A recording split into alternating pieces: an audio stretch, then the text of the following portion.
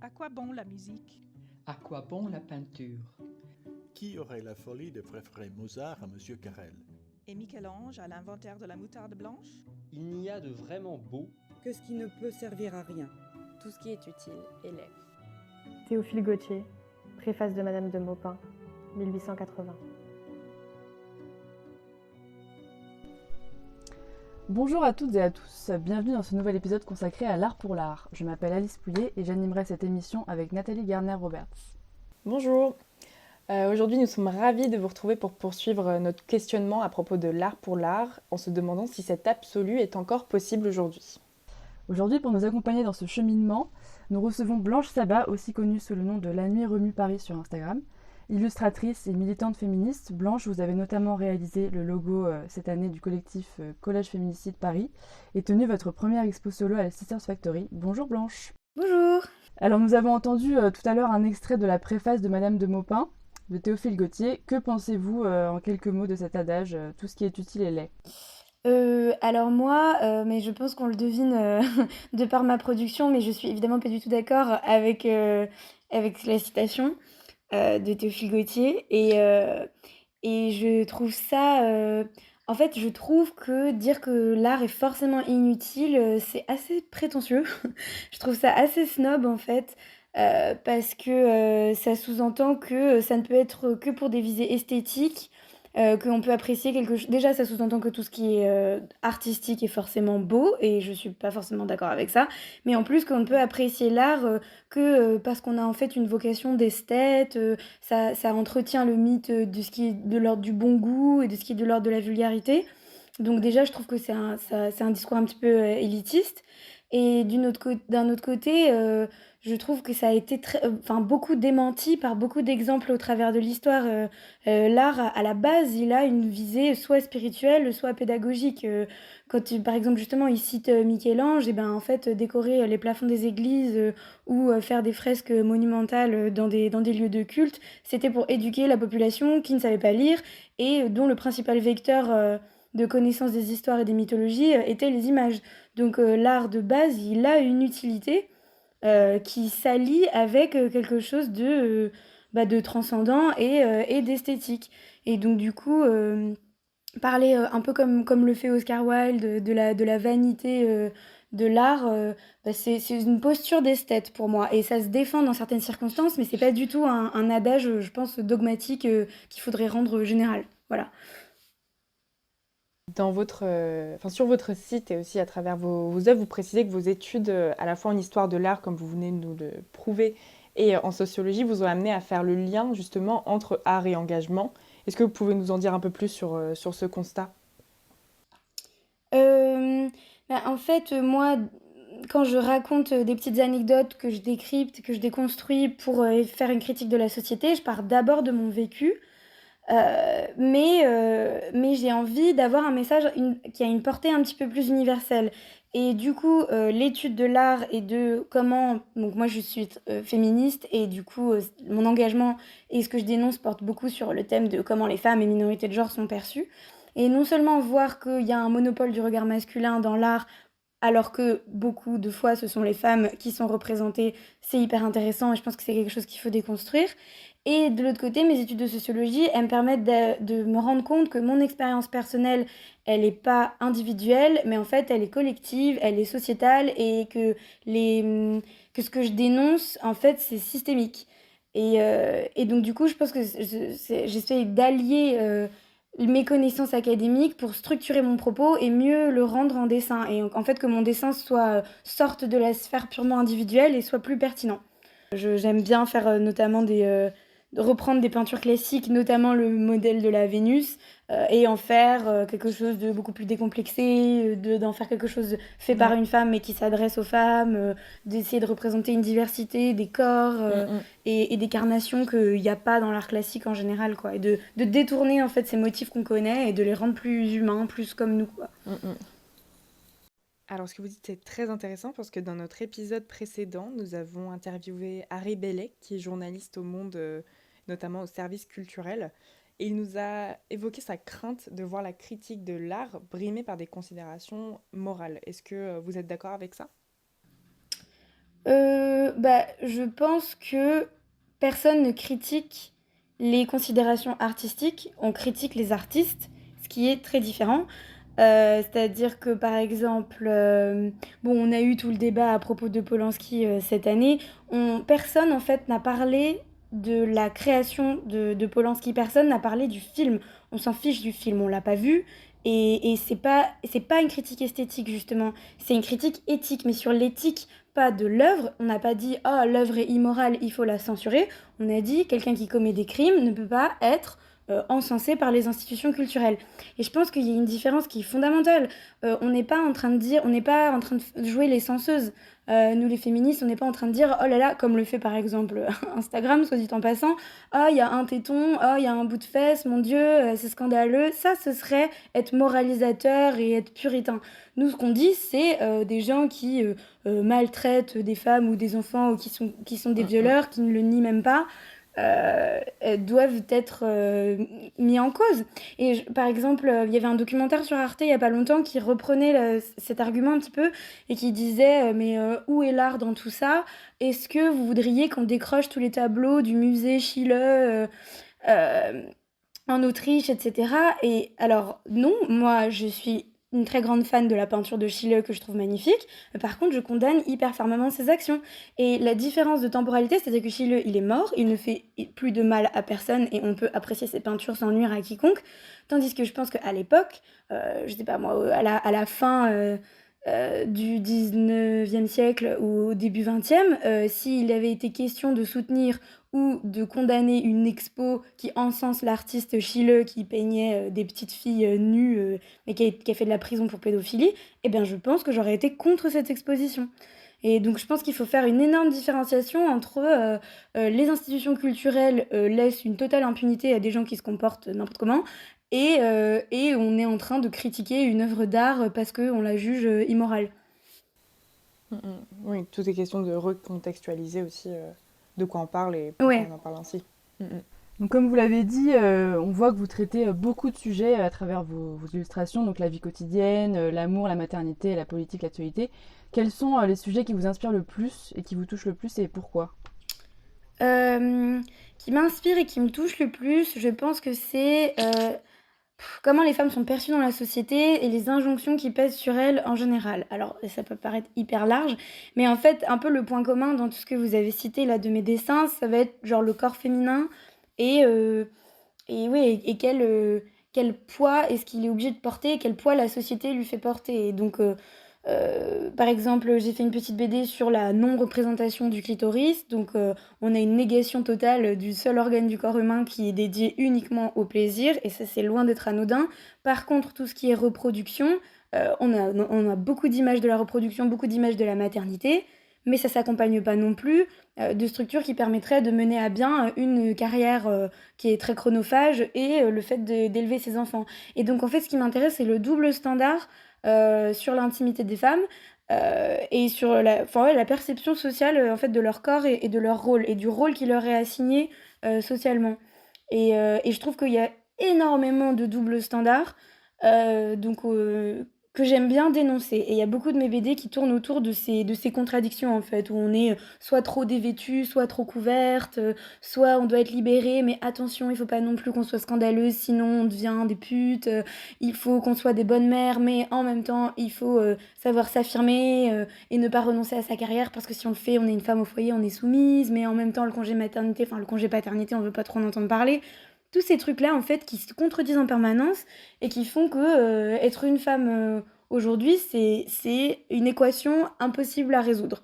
Donc ça, j'ai vraiment envie de le dénoncer. Et ça me touche d'autant plus que je l'ai beaucoup vécu. Alors, évidemment, je suis pas mère, etc. Mais quand j'étais plus jeune, dans mon adolescence, j'ai vécu des situations de sexisme et de double standard, mais vraiment en permanence. Et c'est des trucs qui ont beaucoup forgé mon engagement et forgé mon désir de lutter contre les injustices. Donc c'est ce qui me touche le plus personnellement, je pense, c'est ce dont j'ai envie de parler. Eh bien justement, aujourd'hui, on parle de beaucoup d'artistes qui affichent leur engagement politique, notamment sur la question du féminisme, comme Beyoncé ou Angèle par exemple. Vous, en tant qu'artiste, quel message vous paraît-il important de faire passer à travers votre œuvre et à quel public, au pluriel ou non, vous adressez-vous ? Bah, moi, j'aimerais bien qu'en me lisant, on développe des mécanismes, rapides, enfin des réflexes un peu de repérer ce qui va pas, repérer ce qui est pas normal et en fait, un truc que moi j'aime beaucoup dans le militantisme, c'est qu'on prend une situation de tous les jours, vraiment quotidienne et on dit: «Mais en fait, ça, c'est pas normal» et une fois qu'il y a eu ce petit déclic et qu'on s'est dit: «Mais en fait, oui, c'est pas du tout logique» et ben, tout d'un coup, il y a des tas de choses qui se débloquent. Une fois qu'on a eu ce déclic à propos de un truc, on peut l'avoir pour, beaucoup de situations. Et du coup, moi, j'essaye de provoquer ce déclic chez les gens qui me lisent et du coup, de un peu éduquer leur regard aux autres choses qui sont quotidiennes, mais qui sont pas pour autant normales et contre lesquelles il faut lutter. Et du coup, je m'adresse en particulier à un public quand même un petit peu militantisé, mais j'ai reçu pas mal de messages de gens qui, en gros, n'y connaissaient rien et qui étaient pas forcément, malveillants ou hyper sexistes, mais qui reproduisaient des mécanismes sans s'en rendre compte. Et le fait de m'avoir lu, ça leur a permis de déjà prendre conscience de ces mécanismes et d'essayer de faire marche arrière. Et donc c'est un public pas forcément militant, pas forcément éduqué au féminisme, mais qui va prendre conscience de certains trucs. Et du coup, je pense que ça, c'est mon but premier. À propos du féminisme, nous avons récemment regardé un reportage sur Arte qui parlait du féminisme 2.0, un féminisme marketing et attractif qui était souvent repris dans des logiques marchandes par les grandes industries, notamment celle du textile. Qu'est-ce que vous en pensez et est-ce que vous pensez que l'art peut être un allié plus sincère vis-à-vis du féminisme que le marché? Je pense complètement, oui. Oui, oui, oui, je pense que dans tout type d'engagement, on c'est pas interdit de se faire de l'argent avec, parce que moi j'ai une boutique dans laquelle je vends mes dessins et que les gens, et Ouais, enfin bien qui me sûr. permet de vivre, Non, je donc parlais plus des grandes ouais, multinationales. des grands Ouais. groupes. Ouais, Non, voilà. non, Ouais. moi je pense que si on se dit artiste engagé, on doit être d'abord désintéressé, on doit être d'abord au service de la lutte et pas au service de son profit personnel. Et sur ce qui est du féminisme washing, comme il y a eu pour le greenwashing, bah, c'est un truc, en fait, c'est un truc qui est inhérent au système capitaliste qui fait que, en fait, il récupère les contre-courants et il les englobe pour en faire quelque chose de Mm, mm. mainstream. euh, et pour le vendre en fait, enfin, je veux dire, il prend un courant et il va le marketer parce qu'il comprend, parce que le système comprend que c'est de plus en plus populaire. Et c'est un truc super Mm. dangereux. Moi, on m'a proposé, enfin, des marques m'ont proposé des partenariats pour vendre des pulls sur lesquels il y avait Ouais. marqué Everyone should be a feminist ou je sais pas quoi. Des pulls qui sont fabriqués par qui? Par des femmes qui sont pas payées au Bangladesh. Mm. Donc, bon, on a vu mieux quoi comme initiative féministe. Et Ouais. c'est pareil pour. C'est pas du tout un truc qui est propre au féminisme. Donc, tu l'as dit, c'est propre à l'écologie aussi, mais on a vu aussi des t-shirts Black Lives Matter éclore un petit peu Ouais. partout sur Internet, alors que le but c'est de dire arrêtez de tuer les personnes racisées, et c'est devenu ayez un t-shirt subversif. C'est clair. Ouais, c'est un peu une reprise d'un slogan comme s'il y avait marqué Just Do It de Nike, quoi. Ouais, Parce ouais. qu'on comprend que le slogan est populaire et on comprend qu'on peut se faire de l'argent dessus, et en fait ça c'est pas du tout être un allié de la lutte. C'est utiliser la lutte pour que le système ne change pas et pour perpétuer en fait enfin le système, enfin je m'exprime hyper mal, mais genre le système qui est dénoncé euh, utilise les armes de ses détracteurs pour perpétuer quelque chose, perpétuer Ouais, ce même totalement. système, donc c'est vraiment une arnaque. Ouais, ils se réapproprient le sujet pour au final un but qui est totalement contre-productif Complètement. à la lutte en soi, quoi. C'est se réapproprier les choses pour au final démonter la lutte qui est en train de se créer. Donc ouais, Tout à fait. C'est comme une vendre des manipulation t-shirts totale. avec Che Guevara dessus, Ouais. ou faire un tube de Bella Ciao qui était un chant antifasciste. Enfin, je veux dire, il y a des exemples partout. C'est une technique bien connue, et malheureusement assez efficace. Et les gens, ils se croient stylés en Ouais. ayant un t-shirt Black Lives Matter, et au final, la lutte, elle est complètement dépolitisée. Est-ce que vous voyez dans votre art et dans vos œuvres en général un moyen plus efficace que les mots seuls de faire passer vos idées et vos pensées? Ouais, complètement. Mais en fait, c'est rigolo, ça revient un petit peu à ce qu'on disait au début sur l'utilité de l'art et le fait que les images sont un bon vecteur pour transmettre des messages. Euh, c'est pas, enfin, je veux dire, c'est pas exclusif au féminisme, mais c'est quand même très vrai de cette lutte-là. C'est que souvent, euh, elle est véhiculée par des ouvrages savants, par des concepts qui sont pas faciles à comprendre, par des bouquins qui font 300 pages, qui utilisent un jargon universitaire, académique, qui est pas du tout accessible à tout le monde. Et je trouve que faire des petites BD de vulgarisation de ces concepts-là, en fait, c'est très efficace pour diffuser l'information et pour aider les gens à se déconstruire. Et voilà, et donc c'est ce qu'on disait un petit peu au début, donc ça peut concerner le discours universitaire, tout comme une certaine idée de l'art, c'est de ne pas le rendre trop élitiste et trop inaccessible, et que tout le monde en fait puisse en profiter. On a interviewé Harry Bellé hier, et lui nous a dit un truc assez intéressant. Il nous a dit que selon lui, l'art pour l'art n'existait plus à partir du moment où il y avait une émotion qui passait. Est-ce que, à ton avis, l'art, à votre avis plutôt, l'art peut exister sans passage d'émotion, sans communication d'émotion? Je sais pas. Je serais tentée de dire non. Je pense que l'art engagé, il y a forcément une émotion parce qu'on part du principe que la lutte, elle nous tient à cœur, mais l'art en général, ça peut se faire sans émotion. Enfin, je pense que, je sais pas moi, mais si on part je sais pas moi, le ready-made de Marcel Duchamp, émotion zéro, hein. C'est juste avoir une bonne idée, faire quelque chose d'ingénieux, faire quelque chose de subversif, etc. Et je pense qu'on peut faire des créations artistiques qui sont inventives, sans qu'il y ait forcément d'émotions ou de sentiments dedans, à moins que le côté iconoclaste et protestataire ce soit une émotion. Ça s'entend aussi, j'imagine. Ok. Où est venu votre goût pour le dessin? Où est-ce que vous avez appris? Est-ce que vous êtes totalement autodidacte? Est-ce que vous avez à un moment donné dessiné pour uniquement le plaisir de dessiner, fait quelque peu de l'art pour l'art, entre guillemets? Alors en fait, je dessine depuis toute petite. Mon père est très très fan de bande dessinée et il a une énorme collection à la maison. Donc j'ai vraiment grandi avec toutes ces images, en lisant ça et en me disant très tôt que je voulais faire de la BD. Parce que j'avais envie de raconter des histoires et en même temps de dessiner, et je trouvais que c'était le meilleur moyen d'allier les deux en fait. Ouais. Et ma mère est prof d'histoire de l'art. Donc voilà, c'est vraiment mes deux parents et l'éducation qu'ils m'ont donnée qui font que j'ai eu une sensibilité très tôt aux images, au dessin, etc. Et après, en fait, j'étais autodidacte jusqu'à la terminale, où je dessinais dans mon coin. Et ensuite, après, j'ai fait une année de prépa d'art et D'accord. 2 ans d'école de bande dessinée. Au final, cette formation ne m'a pas convenue, mais j'ai quand même beaucoup appris dans ces 2 ans. Et après, je me suis dirigée vers un cursus plus universitaire, parce que j'avais envie d'écrire et et pas juste de me documenter sur ma culture personnelle, parce que je trouvais que l'enseignement en fac, c'était quand même bien mieux dispensé que quand on était tout seul, sans les outils à lire de son côté.